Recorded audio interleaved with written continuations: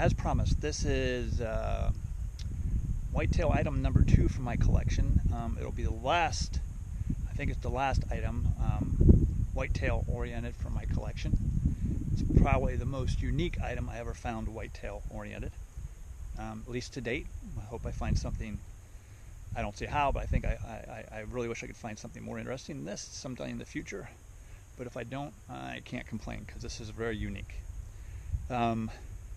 The backstory of this was I was paddling one of my favorite rivers, looking for Ice Age remains of different animals and stuff, and something caught my attention off to the left side, which would have been the east side of the river, and I paddled over close to that side and saw a lot of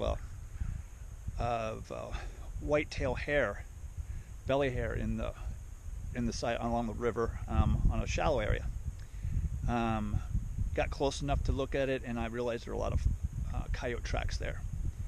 I maneuvered down a little bit, got my canoe tied off to a root sticking out of the river, fought my way up over the steep embankment following the coyotes where they had gone up and down, stood on the top of the hill and looked around, and lo and behold, I saw something off to my left underneath a small mulberry tree, and walked over there, and I found a buck.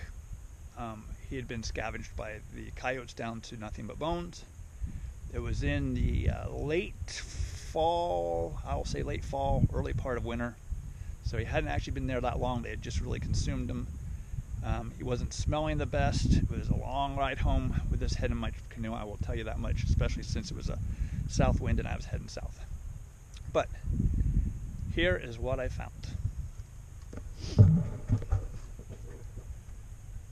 This buck got himself into a fight with a fence. Now, I don't know if this was electrified, but he definitely had a long struggle with it, and he wrapped himself up royally. And I've left the grass and everything in there just like it was.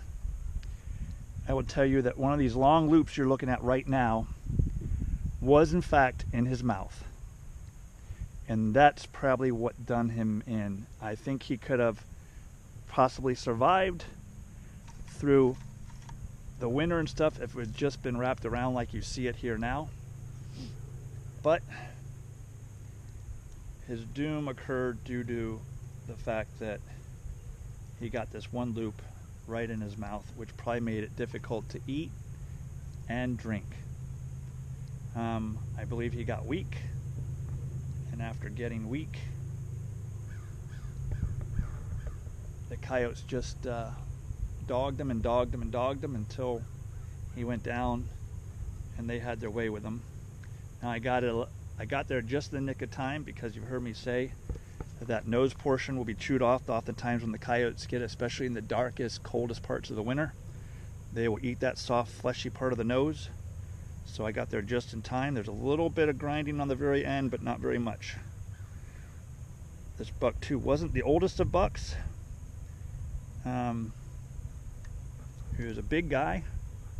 It takes a lot to hold him here for you guys, but that is probably the most unique.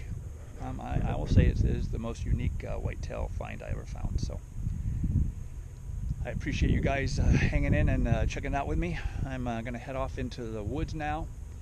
I have an update to do in there when I'm out, which will be, you'll see before, I've seen all before this, and I have some items that I'm going to show you, Ice Age items, one Ice Age item, and my military finds, my items that I can directly relate to military usage. So thanks for sticking with me.